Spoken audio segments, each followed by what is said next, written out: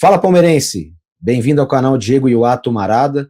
E Fala Palmeirense hoje é especial, porque eu tô aqui do meu lado tá um palmeirense que não só é um palmeirense, como é um cara que responde diretamente por alguns melhores momentos que o Palmeiras teve nos últimos anos, e foi nada menos do que presidente do Palmeiras, um cara que, sem a ajuda dele, Parmalat não teria chegado ao Palmeiras, aquela era maravilhosa não teria acontecido, Allianz Parque não teria chegado ao Palmeiras, e essa era maravilhosa, com algumas ressalvas que a gente vai falar sobre isso, não teria acontecido também. Está aqui do meu lado o professor Luiz Gonzaga Beloso. Como vai, professor?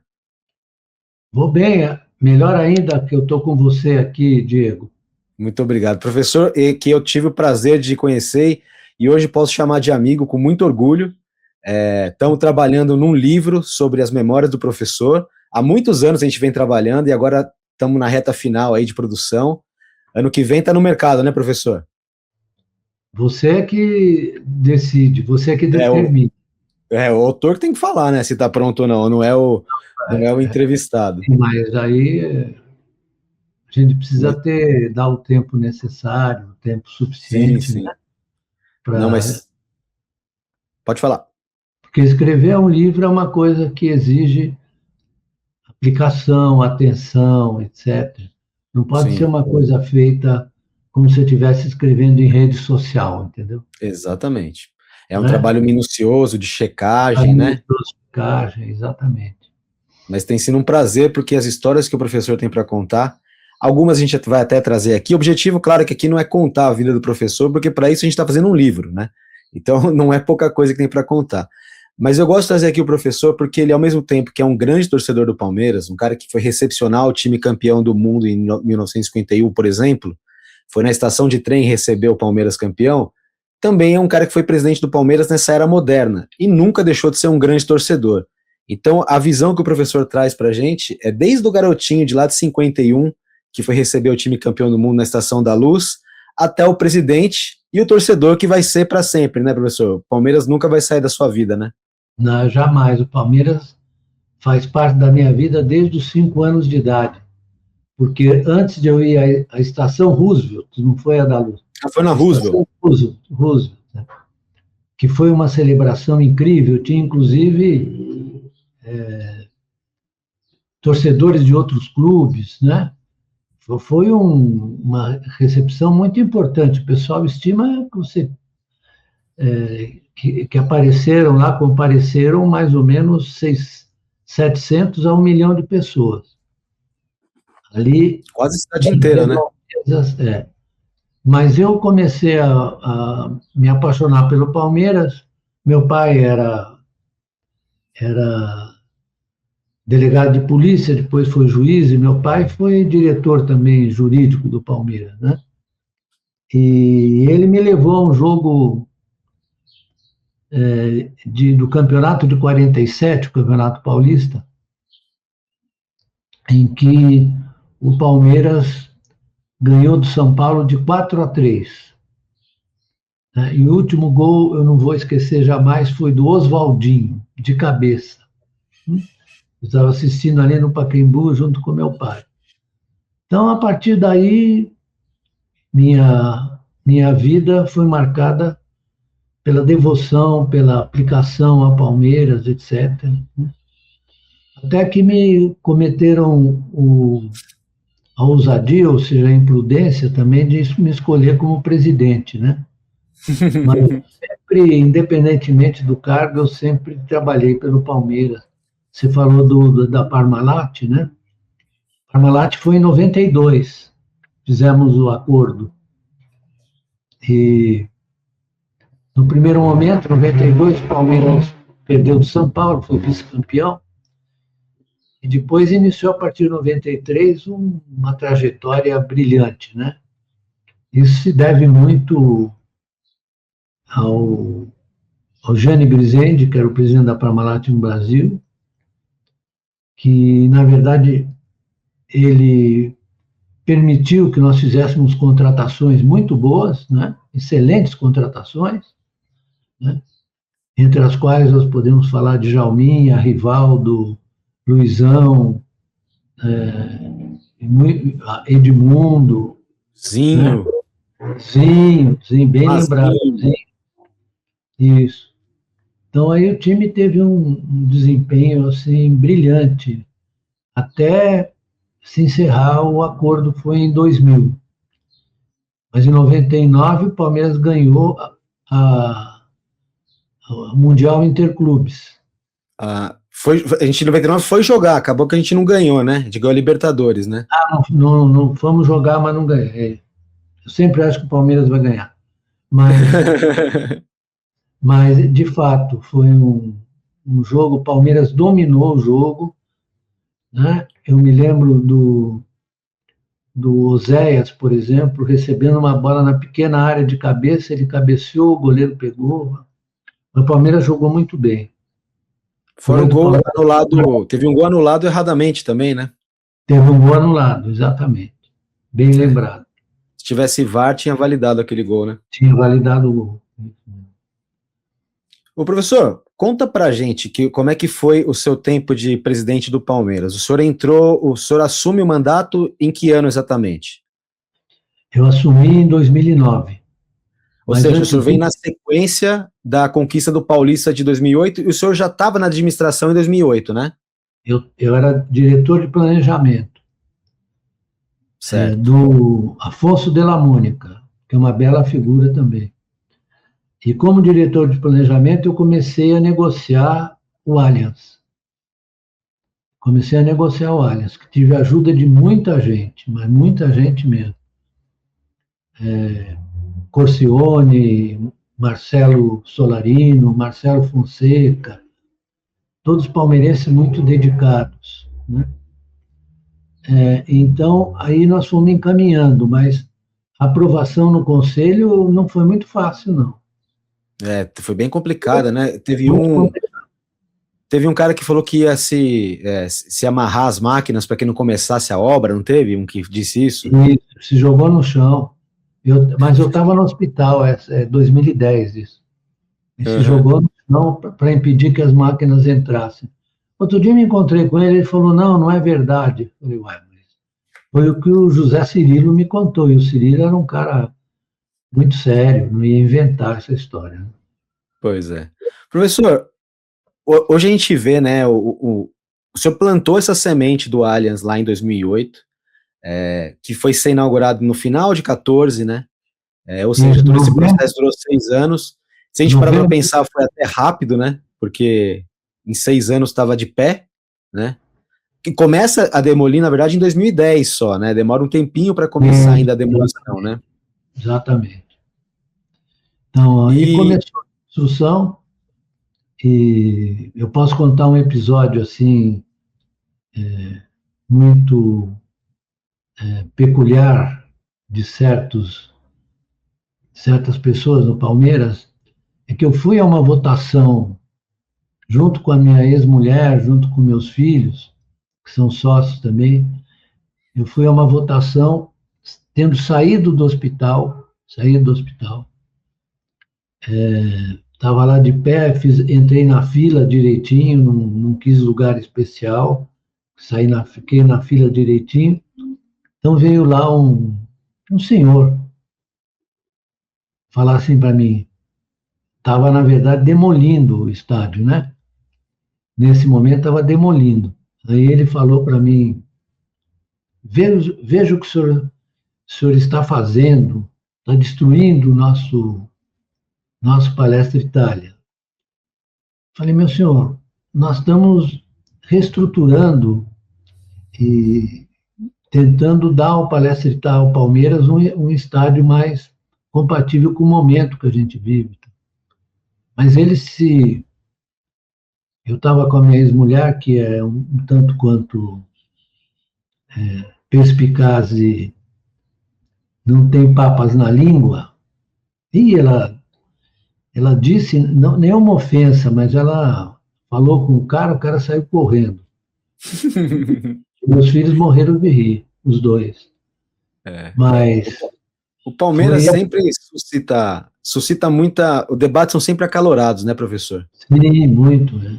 Mas eu não tratei ele mal, não. Falei, olha, você acha que está interpretando de maneira equivocada a operação de demolição e depois de reconstrução. O senhor, professor, o senhor exerceu, nem conseguiu exercer o seu mandato até o final, o senhor precisou ser afastado por problema de saúde, né? Eu tive que fazer uma cirurgia cardíaca, isso é já em meados de 2010, e eu fiquei internado cerca de 5 meses. Fiquei internado no Sírio-Libanês, né? Inclusive, teve uma entrega de documento que foi feita no seu leito ali, não teve uma história assim, uma assinatura? Sim, eu recebi do Kassab o alvará de construção, porque o Palmeiras estava cheio de penhora, né? Eu tive até que fazer uma dívida no BMG de 65 milhões para limpar as penhoras, né? E aí alguns presidentes posteriores disseram que eu tinha quebrado o Palmeiras. Eu falei, interessante, né? Quebrar o Palmeiras com um ativo de 2 bilhões, que vale hoje, né? Naquela época era 1 bilhão e pouco pelo valor presente. Então, mas o futebol é assim, né? Você não pode imaginar que vai ser uma coisa assim, tranquila. Não, é porque a paixão vai suscitando reações, às vezes, muito impróprias, né? Isso é assim. Até recentemente, professor, se o senhor me aproveita o gancho, o senhor deve, obviamente, o senhor está a par de toda essa confusão que teve no Conselho, né, da discussão da presidente com o José Corona, né? Na sua época também tinha muito bate-boca desse nível, suponho, né, professor? Muito, imagina, nas reuniões em que comparecia também o Walter Torre, tinha lá uma série de conselheiros que diziam, você vai vender como eles disseram na Parmalat, vai vender o Palmeiras para a Parmalat? Aí eles diziam, não, porque a W Torre é a proprietária. Eu falei, filho, aí falei, você já viu o contrato? Ele ficou assim, olhando. O Palmeiras, a W Torre é a superficiária, ou seja, ela vai ocupar por 30 anos como dona do estádio. O Palmeiras é o proprietário.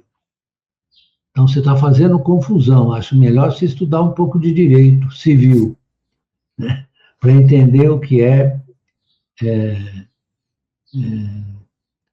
direito de superfície, que se chama tecnicamente, né? Então, mas aí andou, felizmente, o Della Mônica foi muito, muito importante no encaminhamento, e acabamos assinando o contrato em 2008. Em 2008 eu era diretor de planejamento. O presidente era o nosso querido Della Mônica, e foi quem me convenceu de aceitar a candidatura a presidente em 2008, né? 2008, que eu comecei em 2009, janeiro de 2009. Aí você tem que... Meu pai, por exemplo, já não estava mais vivo, mas ele me dizia, quando estava vivo, eu era mais moço, nunca se meta a ser presidente do Palmeiras. Nunca faça isso. Eu traí os conselhos do meu pai, aceitei porque o Della Mônica insistiu. Eu ia assumir em 2009. Infelizmente, nós perdemos o Brasileirão quando estava 7 pontos na frente, né? Perdemos, eu me lembro muito bem, de um jogo contra o Fluminense, em que o Osés, acho que foi o Osés, estou enganado, fez foi um o gol de cabeça. Sabe Obina. Quem é? Obina, desculpe. Obina. Você sabe quem era o juiz? Como que eu vou esquecer o Carlos Eugênio Simon, professor? Carlos Eugênio Simon, E eu recebi uma multa dele decidida pelo Judiciário do Rio Grande do Sul, de 60 mil reais. E eu fui a um debate de economia lá numa faculdade lá em Porto Alegre, e aí o pessoal me perguntou: o que o senhor está achando da multa que o nosso Simon determinou para o senhor? Eu falei: não, a multa é baratinha, o que importa mesmo é o avanço do Palmeiras. Pronto. Se era para reparar a honra, né? Ficou uma honra bem baratinha, né? Bem baratinha. Ele falou, fez para... É um processo de contra-honra, tal. Porque eu fui muito agressivo quando ele anulou o gol do Obina, né? Do Obina. Eu fui muito agressivo, falei uma porção de coisas e ele me produziu essa reparação. O professor, reparação. O senhor comentou que precisou contrariar um conselho do seu pai para ser presidente do Palmeiras, né? Em algum momento o senhor se arrependeu dessa decisão, de ter sido presidente do Palmeiras? Não. Não me arrependi da decisão, jamais me arrependi, e acho que o meu pai ficaria satisfeito com o que eu fiz, né? Sobretudo ao projeto do Allianz. Então, eu nunca me arrependo. Não, o Palmeiras, eu não tenho nenhuma tendência a me incomodar com as coisas. Não, o Palmeiras está acima de tudo. Então, eu não me meto a sebo, como se dizia antigamente, né? Não me meto a sebo, porque o time de futebol, ele produz, às vezes, umas transformações de personalidade. E eu conheci vários presidentes do Palmeiras, o Delfino Facchini, o Pascoal Walter Byron Juliano, etc., que eram grandes presidentes. Mas a presidência de um clube de futebol é perigosa, porque você pode, na verdade, assumir uma atitude assim, de superioridade, arrogante, etc., né? E não é bom. Não é bom. Isso não é saudável.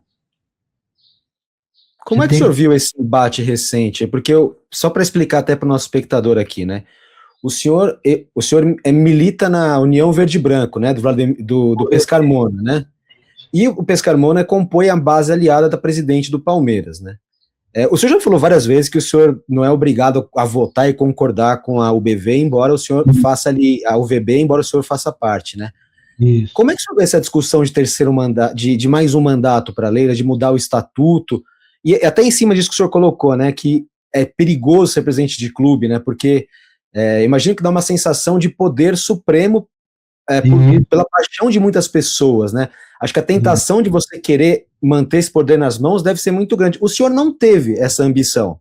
O senhor cumpriu o seu mandato, inclusive nem chegou até o final, né, precisou ser afastado, mas eu imagino que o senhor também acredita que sua parte tenha sido feita. Mas o que o senhor vê nessa mudança de estatuto, assim? O que o senhor diria para presidente do Palmeiras nessa questão? Olha, eu tenho muito respeito pela Leila, a despeito de algumas manifestações dela que eu acho um pouco exageradas, né? Mas eu vejo muito mal essa tentativa do terceiro mandato, que você vai alterar o estatuto do clube. Vejo muito mal, né? Não tenho nada contra ela, nada disso, não tenho ressentimento nenhum, mas eu acho que é imprudência dela, é uma coisa imprópria. Então, você mudar os estatutos do clube, isso já aconteceu com Mustafa Contursi. Ele assumiu em 93 e foi até 2002, foi renovando o mandato. Então, acho que a gente precisa ter... Eu acho que nós não devemos entrar num conflito, mas nós temos que conversar. Eu vou conversar com o pessoal da UVB, vou saber o que eles acham, né? Não vou querer convencer ninguém, mas vou dar minha opinião.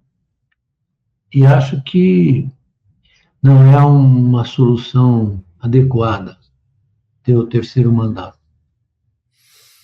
Eu vou na mesma linha de raciocínio do senhor e eu vou além também. Eu tenho a impressão que, se fosse para mudar o estatuto, o mandatário em questão não poderia ser beneficiado, né? Deveria ser para os próximos, se fosse o caso. Claro, né? Perfeito, perfeito. É isso mesmo. Mas o que o Mustafa fez foi exatamente, praticou essa impropriedade, de ele mesmo prorrogar o mandato dele. E aí o Palmeiras acabou caindo da segunda divisão em 2002. E até 2009, quando o senhor assume, ainda o Palmeiras pagando o preço dessa administração dele, né? Sim. Mas a gente tem que entender que clube de futebol apresenta essas características, essas dificuldades, né? E aí, por exemplo, eu tive problemas, muitas dificuldades no COF, no Conselho de Orientação e Fiscalização, em que os caras ficaram impugnando o projeto da Arena, etc. Mas eu nunca fui mal criado com ninguém, nem briguei ostensivamente, né? E eu tive muita gente do meu lado, então isso faz parte, né? Mas a gente tem que observar o seguinte: futebol gera uma conturbação na personalidade das pessoas e elas ficam, na verdade, egóicas, né? De um egoísmo, de um narcisismo absurdo. O futebol, como ele alimenta a paixão, né? Ele mexe muito mesmo com o ego das pessoas, né? Acho que essa definição é perfeita mesmo. O senhor, se indagado pela Leila Pereira com relação a esse mandato, o senhor diria para ela não ir atrás disso? Eu diria, claro, francamente, educadamente. Diria. Eu jamais quero conturbar a vida do Palmeiras, entendeu? Eu já assisti vários episódios em que a vida ficou muito conturbada, etc. E não é bom. Nós temos que deixar, em primeiro lugar, preservar o clube e o time, né? Para não causar transtornos ali. Então, eu diria assim, francamente, é o que eu acho, né? Mas sempre de uma forma bem educada, delicada, né? Nada de rompantes. Bom, vamos falar de time, então, que é o que, na verdade, o que nos move é o time, né? Mais do que o clube, mais do que qualquer outra coisa, é o time. O senhor participou daquela decepção de 2009, né? Aquele campeonato que o Palmeiras acabou perdendo, acabou ficando até fora da Libertadores no ano seguinte. Foi uma decepção foi muito triste para todo mundo, né? E nesse ano, tem muita gente falando... Desculpa, professor, pode falar. Não, nós estávamos 7 pontos na frente. Faltavam 6 jogos. Duríssimo. E muita gente está comparando aquela derrocada com a derrocada dessa temporada agora. O senhor vê algum paralelo? Acho que, por ser presidente, talvez o senhor tenha sentido aquela até mais. Mas como torcedor, o senhor acha que são comparáveis as derrocadas? Não, aquela, na verdade, o Palmeiras não se classificou para a Libertadores, ficou em 5º lugar, né? Então, a minha derrota foi muito mais importante. E eu entendo que o que aconteceu no período recente, os 2 últimos anos que o Palmeiras não ganhou nada, mas o Palmeiras é um time que foi vitorioso desde 2016, 2017, time vitorioso, né? E nós ficamos obtivemos o vice-campeonato da Libertadores e o vice do Campeonato Brasileiro.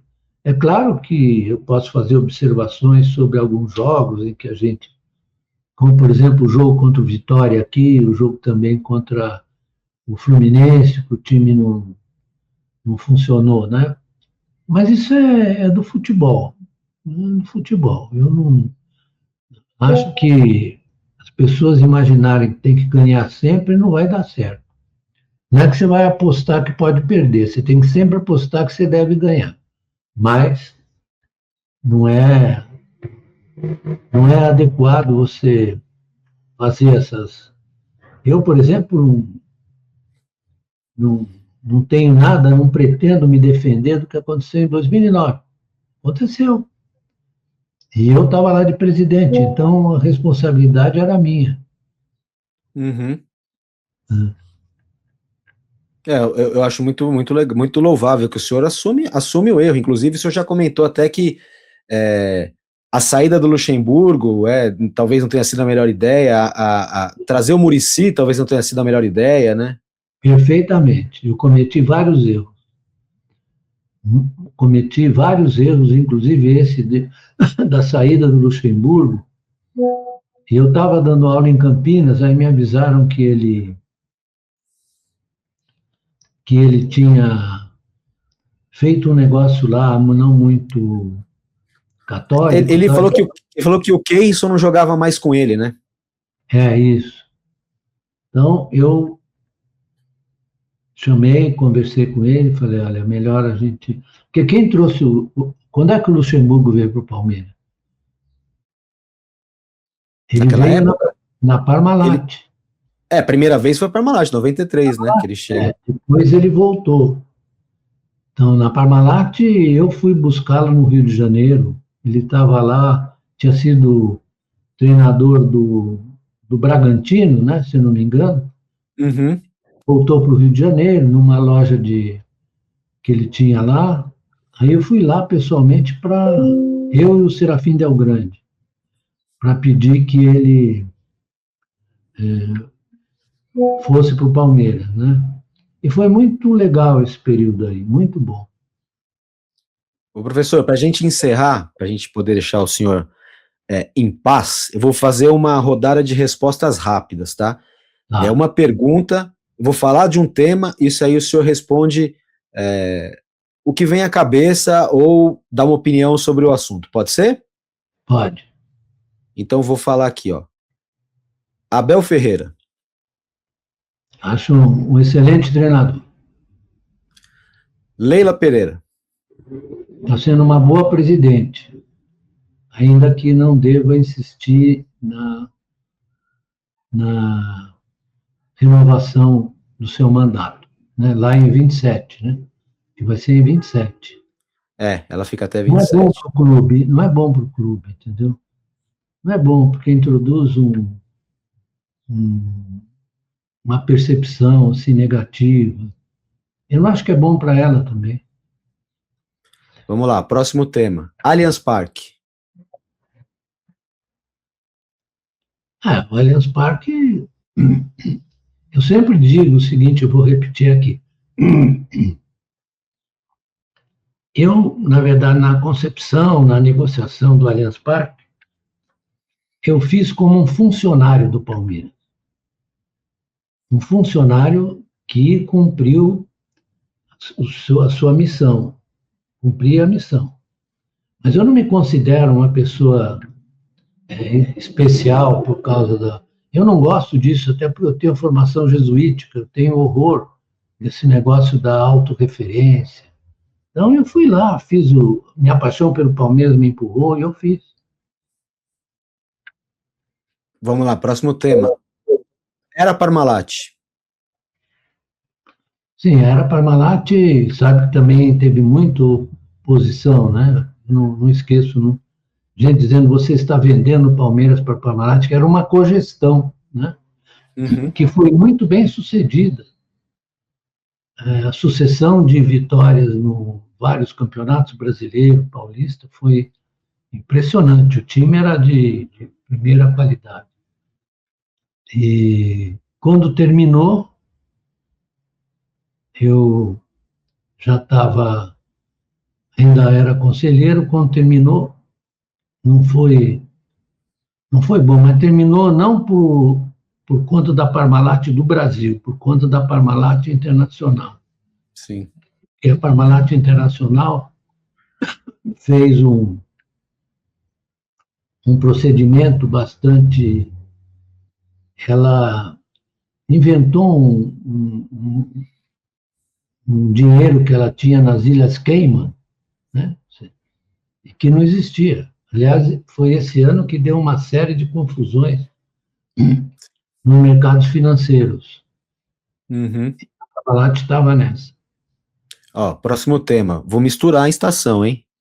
Gustavo Gomes. Gustavo é excelente. Certamente é um dos maiores. Eu vi o Luiz Pereira, vi o Valdemar Carabina, que era quarto zagueiro, mas era um jogador de defesa. Mas eu acho que o Gustavo Gomes é difícil você comparar as épocas, né, do futebol, porque o futebol brasileiro, no tempo que o Luiz Pereira jogava, era um dos melhores do mundo. Hoje não é mais, né? Hoje tem dificuldades. Mas o Gustavo Gomes é um cara que deve estar na galeria de heróis do Palestra Itália. Mais um nome do time para o senhor avaliar. Vitor Roque. Muito bom. Acho excelente velocidade, habilidade para driblar. Então, ele é um jogador de muito talento, muito talento. Eu acho ótimo. Como presidente, qual foi a melhor contratação que o senhor fez? Você me fez uma pergunta. Eu trouxe de volta o Ademar Pantera, não, o Ademar Pantera é antes. Eu trouxe de volta o nosso jogador da base que saiu do Palmeiras e foi jogar na Europa, eu trouxe de volta. Você se lembra do nome dele? Qual deles que é, professor? Que posição? Centroavante, era atacante. Você deve lembrar. O senhor trouxe o Kleber Gladiador, né? Mas ele era do São Paulo, né?